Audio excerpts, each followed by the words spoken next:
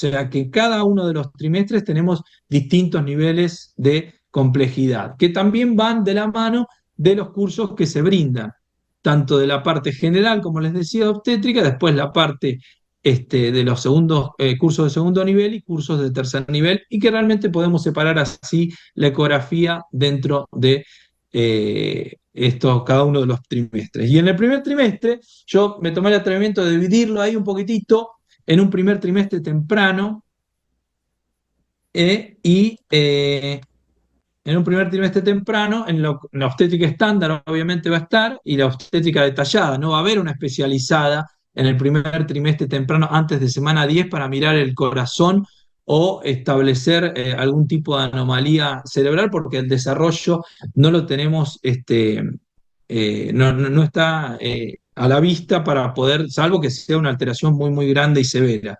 Y en el primer trimestre tardío, que ahí sí podemos aplicar las tres ecografías, la estándar, midiendo el CRL y sabiendo la parte básica, la obstétrica detallada, donde podemos valorar cada una de las metodologías de los marcadores, que ustedes bien saben, translucencia, hueso nasal, Doppler, ductus y demás, y la obstétrica especializada, en el primer trimestre, digamos, la parte tardía, un ojo avesado y que sepa puede valorar y ver la parte neurológica y cardiológica también, llegado a un diagnóstico de algún tipo de cardiopatía. Y fíjense que dentro de lo que es la obstétrica en el primer trimestre temprano, en la obstétrica estándar, lo valoramos por vía transvaginal. Obviamente lo que hacemos es ubicar el embarazo, vitalidad, la edad gestacional, determinamos el número de fetos, en caso de que es un embarazo múltiple, trofoblasto, anexos, hay líquido y nada más, en relación a lo que es el primer trimestre temprano, una valoración estándar. ¿Está bien?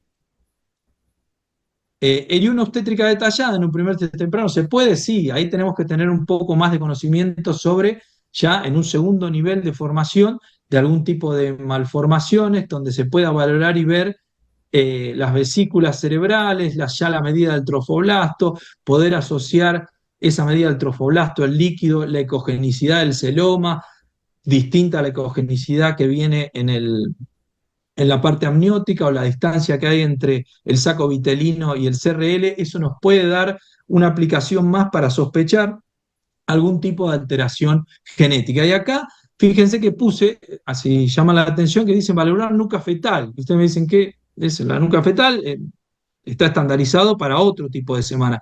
Pero hay un artículo que salió y que va a salir en realidad, que está en un artículo que está en revisión aprobada del ISUOG, ya para el mes que viene está para publicarse, de un grupo de Holanda, donde a través de la ecografía, entre las sospechas, no está estandarizada la translucencia ni demás, por eso me pareció simpático y bueno presentarlo en una revista de renombre también. Entonces, lo que hacen es valorar y ver la nuca de los bebés. Y esto sería al revés de lo que nosotros estamos acostumbrados a ver con la parte genética, que es ante un hallazgo que nosotros vemos por la ecografía y decimos, bueno, ante esto, yo sí vi uno, si tenés los conocimientos, o vos decís, esto es tal cosa seguro, entonces vos a través de la ecografía llegás a la metodología genética. Y aquí sería, en este trabajo, me pareció muy simpático porque es al revés, que a través de,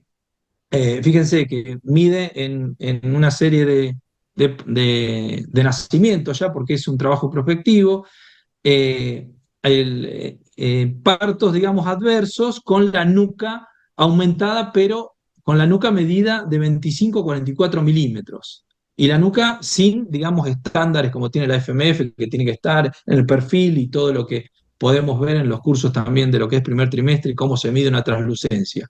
Acá lo que hace es, ¿por qué? Porque en la metodología diagnóstica que usamos, ahí están las nucas que están presentadas, las fotos en ese paper, que tampoco no está estandarizado. O sea, ven un reflejo, lo toman la medida y sacan las conclusiones.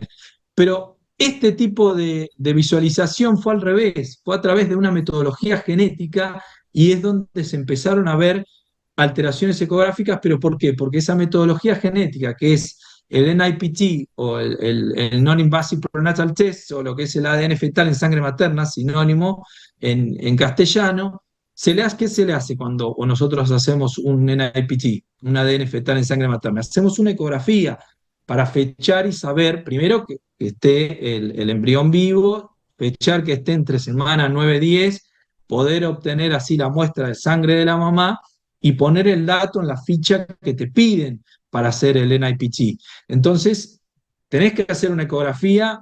Los que hacemos todo y lo hacemos en el propio consultorio, hacemos todo nosotros, en este grupo holandés también. Entonces vieron que hay partos adversos en un seguimiento al nacimiento. Creo que hay una serie de, no son tantos, por eso tampoco replican y ponen protocolos para medir la nuca, pero a través de una metodología genética que necesita una ecografía, empezaron a ver alteraciones en la nuca, y otro tipo de malformaciones. Y este archivo va a estar ahí para que lo puedan compartir. Yo ya lo pasé ahí a los coordinadores del Zoom de la SAEU, así ya se lo pueden pedir, está a acceso libre. Fíjense que es un artículo que está aceptado, es un PDF que va a salir en la próxima. Y entonces me llamó la atención mucho de cómo en realidad ahora estamos en una etapa que al revés nos puede llegar a incidir una metodología diagnóstica genética que nos hace observar un poquitito antes al embrión y llegado el caso de alteraciones adversas. No me voy a detener en la descripción del paper, lo pueden leer después, pero se los resumo brevemente. Obviamente los que persisten con la translucencia nucal después, dentro del primer trimestre, dentro de un rango superior al percentilo, muy superior al percentilo 99, los que están por encima de 4, 4,5, hay un porcentaje elevado del 30% de alteraciones al nacimiento, y que concuerda también porque dividen dos grupos, la parte de la medida de la nuca, los que están de 2,5 a 3,5 y los mayores a 3,5. Bueno, obviamente los que miden 3,5 en semana 10 o 9, midiendo la nuca, fíjense, esto puede abrir a los que les gusta investigar un poquitito y mirar y ver, es un punto de partida muy interesante para estas nuevas mediciones. ¿Por qué? Porque la ecografía la vamos a hacer en esa etapa para poder fechar y ver exactamente en qué edad gestacional estamos para hacer el NIPT, que después, cuando presentemos algún caso, cuando presente un caso que esté involucrada esta metodología, me voy a detener un poquitito a explicar brevemente lo que ustedes ya saben o no de lo que se estudia, que es el ADN ese que está libre a través del suero, de la sangre materna. Todos tenemos ADN libre que tiene una vida media muy corta, de 14 a 16 horas. Se degrada eso. Ellos te mandan un tubo especial y después, con técnicas de bioinformática, separan con unas réplicas de lo que es un cambio de una base al lado de otra, identifican el sector de los cromosomas y utilizan decenas de miles para poder identificar si hay más o menos cantidad de cromosoma según el sector que se quieran estudiar, según el protocolo que usan. Viste que hay 5 cromosomas, están las microdeleciones, está todo. Bueno, y en el primer trimestre tardío, que ahí también, ¿qué podemos hacer? Tenemos tres tipos de ecografía, como les dije. La estándar, ¿qué hacemos? Medimos RL, el líquido amniótico, la ecogenicidad, vemos la placenta, si hay hematomas, ubicando el embarazo, y vemos los anexos. Basal, ¿tá? Primer curso, que podemos llegar a ver, pero ya con esto, ya sabiendo incluso que crece el feto, el embrión, 1 centímetro por semana, al tener nosotros ese tipo de hallazgo en el seguimiento de una embarazada, si la podemos ver 2 veces en un primer trimestre, ya ahí podemos tener una gran sospecha en relación a ese tipo de alteraciones. Y después, estos videitos son a modo de ejemplo, obviamente, en la ecografía del primer trimestre, que tenemos de 11-14 o TN+, que ya ahí necesitamos un segundo nivel en la valoración de malformaciones. Podemos hacer también la especializada, puede ser un ecocardio en primer trimestre tardío, en semana 14, un ojo avesado y que pueda llegar a ver, y la cardiopatía que es severa, se puede llegar a valorar y ver. Pero aquí ya tenemos que tener una formación un poquitito más adentrada para poder ver cada uno de los marcadores. También tenemos nuestros cursos para eso, cada uno de los marcadores para poder sospechar y ver qué metodología realizar y hacer según lo que estamos valorando y viendo en nuestra ecografía, según nuestro nivel también de formación para deliberar qué metodología vamos a usar. La fosa posterior no estaba normal en ninguno de los dos casos. Estaba aumentada y tenía un Dandy Walker, obviamente. Que también eso incluye dentro de lo que es el diagnóstico diferencial y quizá nos hubiera más tirado para el Edward, pero también se puede presentar en los otros diagnósticos diferenciales.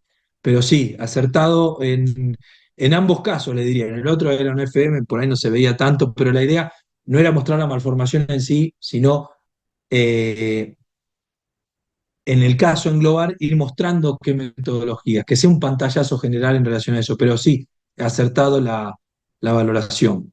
Y ahora le voy a ver un nuevo desafío con este caso. Este sí que fue un desafío. Bueno, 44 años, segundo embarazo, por fin, ya le había ido muy bien con el otro, sin otros antecedentes, ella clínica, el cirujano. Acá ya le vamos a hacer el estudio y optamos por nuestra metodología de la ecografía más el screening combinado con los antecedentes, la parte bioquímica y demás, donde obtenemos todos nuestros datos. Perfecto, ponemos obviamente en nuestro programa, yo uso este por defecto, no tengo ningún conflicto de interés en relación a nada, se puede usar cualquier cosa o no usar ninguno y tratar de reflejar todo lo que uno sabe. Yo lo utilizo de manera que me da practicidad. Fíjense en lo que es el informe, todo perfecto, todo muy bien, la 1.9 la translucencia, el IP del ductus, ahí tenemos los cuadritos que marcan, fíjense la frecuencia cardíaca, ¿no? 138, medio que se iba para acá, pero en un detalle menor. Obviamente poner bien que es una ovodonación y demás, en la anatomía fetal, todo normal. Las hormonas, un 2,8, 0,6, eso porque es OD, ¿viste? Siempre dan un poquitito más bajo. Les pongo el anterior, que en un embarazo normal, que es una valoración también importante que te da el, el programa como para tener un poquitito más de sensibilidad, pero hay comentarios, si lo lograron leer, fíjense que tenemos, le hacemos la translucencia y está perfectamente normal, ¿ven?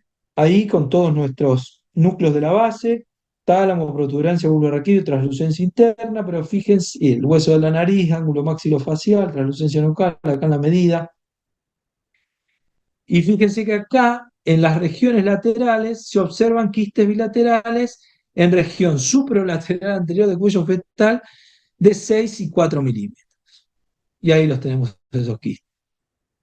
Entonces, ahí tenemos, sí, una coyuntura y un dilema en un embarazo ultradeseado, en un hallazgo ecográfico dentro de un esquema de screening que nos da normal. Fíjense acá en la imagen dual, con el Doppler color, para ver que no sea nada vascular y demás. Obviamente tenemos que estar seguros de nuestro manejo de diagnóstico para poder interpretar y decir. Vemos ahí están los dos saquitos, acá y acá, y acá y acá. Ven que están por fuera de los vasos, fuera de las carótidas. Pero la imagen dual es muy, muy útil para poder valorar y registrar esto con la foto color, porque estamos haciendo imágenes. Entonces, mostrar esto que estamos viendo. No solo verlos nosotros, sino también reflejarlo y mostrar. Eh, entonces, tenemos unos diagnósticos en los quistes simples bilaterales en cuello fetal que podemos ser o el comienzo de un higroma quístico, que son las dilataciones de los sacos yugulares linfáticos que pueden quedarse ahí o pueden dar otro esquema, dar otro tipo de malformación, quistes de arcos branquiales, y ahí es donde a mí me empieza a sonar la alarma y decir qué hacemos. O quistes tirogrosos, es raro que sea bilateral y que esté ahí ubicado. Pero bueno, estaba dentro de lo que es diagnósticos diferenciales. Entonces, más que nada el miedo acá son los quistes de arcos branquiales. ¿Por qué? Porque uno con el conocimiento que podemos obtener de un curso de genética prenatal básico es que las alteraciones en los arcos branquiales puede estar asociada a un síndrome que es uno en 3.000, en 4.000, es re infrecuente, para un genetista es frecuente, uno en 3.000 o en 4.000, que es el síndrome de D-George o de Lencioni 22q112. Entonces, tenemos que ver que no hace ese tipo de alteración. ¡Ey, pero no tiene la translucencia, el espacio tímico, la transposición de grandes vasos! Yo les puedo decir, todos estos síndromes de microdeleción y todos los síndromes en sí, cromosómicos de lesión, hasta las trisomías, no están descritos hace mucho. Hay muchos que están descritos en los años 70. ¿Y qué se describía? Si hacemos retrospectivamente a DiGeorge cuando describió el síndrome, ¿qué haces? De que, como hizo Landon Down, juntó un montón de signos y síntomas en un montón de pacientes que tenían lo mismo y le puso, no sabía cuál era la causa. Hoy por hoy, como tenemos la causa, vemos la lesión de ese pedacito de brazo largo del cromosoma 22, yo hoy les puedo decir que veo pacientes, acá como genetista clínico también me tengo que, que hacer y tomo algunos casos y demás. Yo he hecho diagnósticos de DiGeorge, no sé cómo se me prende la lámpara, en pacientes adolescentes con una psicosis y una dentinogénesis imperfecta y nada más, y un poquitito de baja talla y cara de nada. Y tiene una lesión como puede tener uno que no pasa la neo porque tiene las alteraciones no tiene linfocitos, ¿se entiende? Y tiene la translocación. Y eso habla de esa heterogeneidad que tienen estos síndromes, que son autosómicos dominantes, obviamente, y uno le intriga y dice, ¿cuántos puede haber que hayan expresiones mínimas pero que tengan una de lesión? Y estoy hablando de un síndrome de lesión, no estoy hablando de un gen. Entonces, tenemos que estar atentos también a no ser tan tajantes en nuestro diagnóstico en relación a lo que es la parte genética de este tipo de síndromes, y ni que hablar de los recesivos. Entonces, ante este tipo de situación, uno toma la alarma. ¿Por qué? Porque estamos adelante de este tipo de alteraciones. Entonces, pensando en que es un DiGeorge, ¿qué hacen? Bueno, vamos a una biopsia. O no, ya saben ustedes qué metodología usar, porque ya escucharon el otro caso, dos casos anteriores. Ahí les estoy mostrando. Ahí se ven los quistes, pero también, como eran colegas, la placenta estaba posterior baja, era una placenta previa. Fíjense ahí que en este video, al principio vemos los sacos jugulares, ahí era para medir la translucencia, pero fíjense al principio, ahí vemos los sacos, ahí vemos la placenta, la vejiga y ahí está el cuello. Es una placenta oclusiva que cuando estaba oclusiva y quedó oclusiva así, no, al no llegar al fondo, a mí me da, no es que es imposible acceder a la placenta, no es imposible, pero hay que tener paciencia a que haga una contracción anterior, mueva hacia el fondo, que traiga esa contracción, después de orinar lo puede hacer, por lo general hace una contracción, pero vos no sabés si la va a hacer en la cara anterior, dónde la va a hacer, entonces vas a hacer orinar a la paciente. Esos son pequeños tips, ¿no? Pero que vienen al caso en relación a que tenemos que obtener material biológico para obtener un diagnóstico, porque el síndrome de George sí o sí tengo que tener la confirmación de lo que es la microdeleción. Entonces, la hice orinar, no, inaccesible la placenta, no había forma de llegar al fondo. Estábamos en semana 13. ¿Qué hacemos? ¿Qué ofrecemos? Un NIPT, claro que sí, un NIPT con la vellosidad coreana. No pudimos porque no llegamos. Entonces ofrecemos un non-invasive prenatal test. Lo podemos hacer semana 10 a término, no hay problema. Obtenemos el ADN y vamos a incluir, obviamente, en ese análisis y todo lo que se puede incluir y lo que nos ofrezca. Este tipo de metodología, acá va la parte aburrida, como yo les decía, detecta el ADN que está libre en la sangre materna y se puede analizar y ver. Esto es una técnica creada por Dennis Law. Antes se buscaban células fetales, ahora directamente esto está ampliamente difundida y es certera y correcta.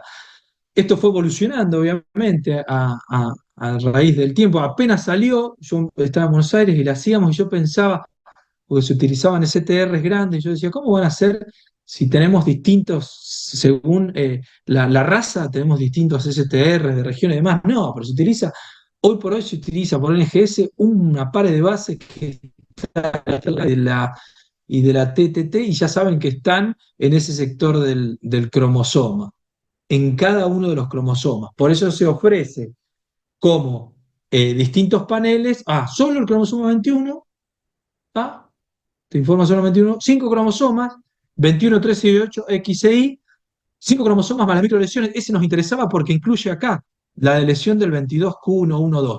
Después las otras de lesiones son raras. ¿Tá?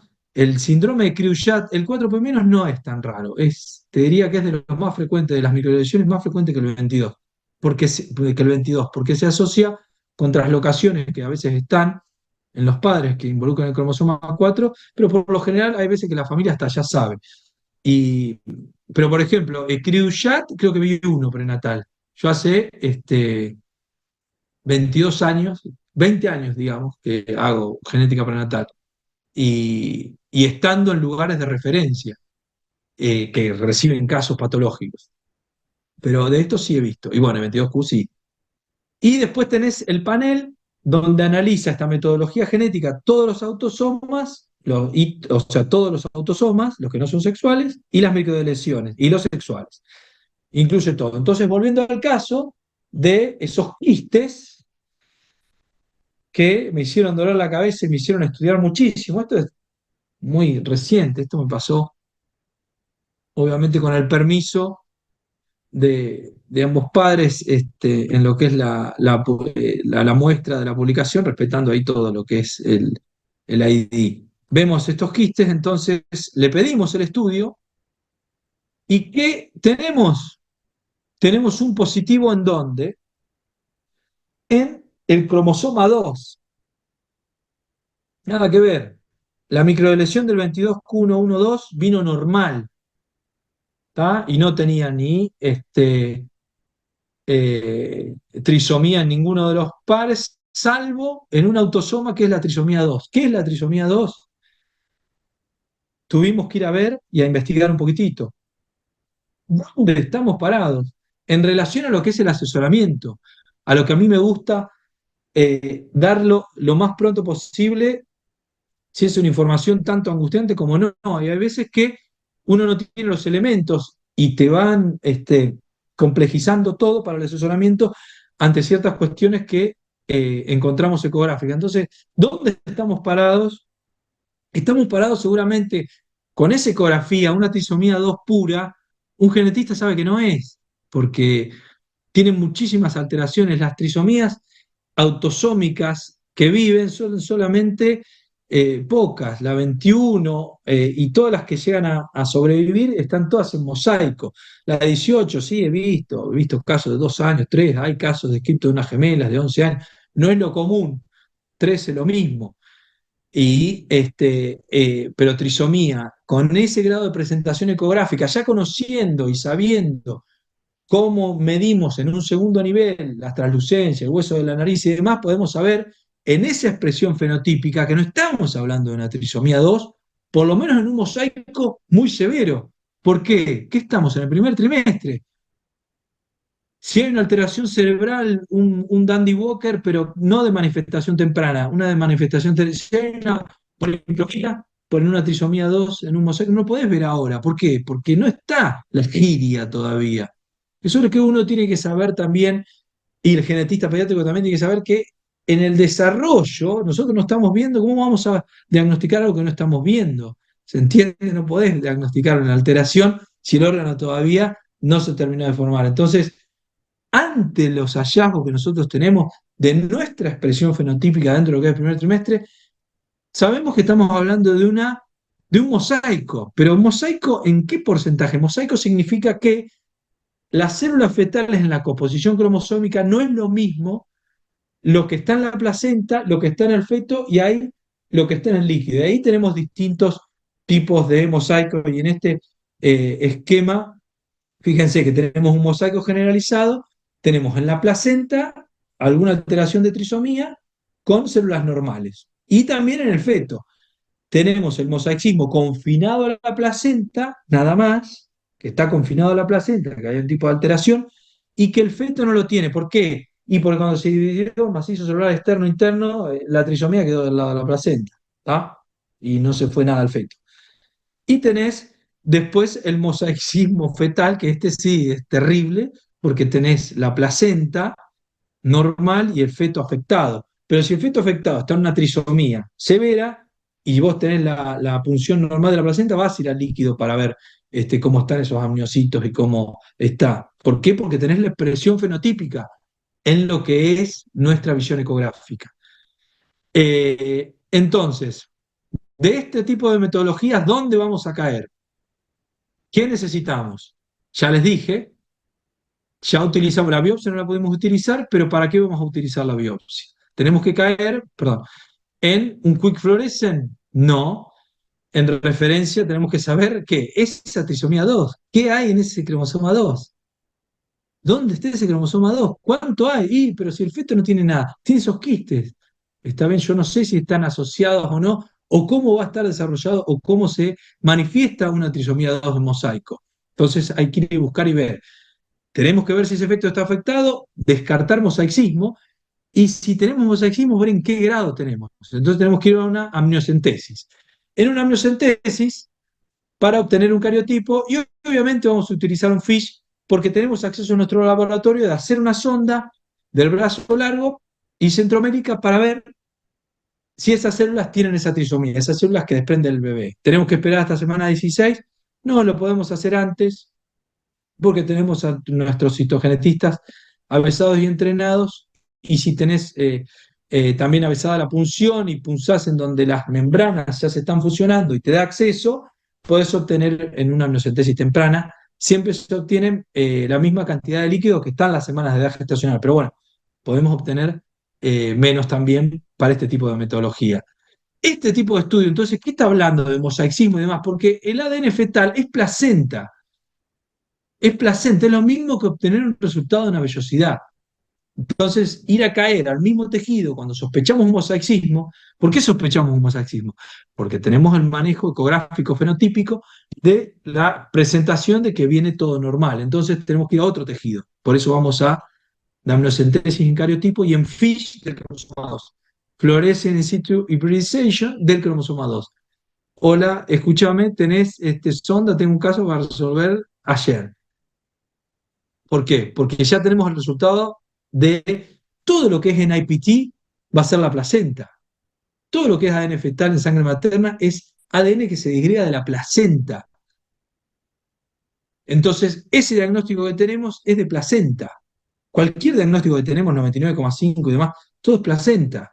¿Está? Si tenemos alguna alteración que sospechar, incluso podemos, fíjense si estamos del lado del mosaicismo alterado y si tenemos una alteración cromosómica, qué importante es la ecografía y el conocimiento fenotípico en cada uno de los trimestres con nuestros conocimientos para poder hasta incluso decir, esta metodología es 99,5, sí, pero de placenta. Yo acá estoy viendo este tipo de alteración, tengo que ir a otra metodología.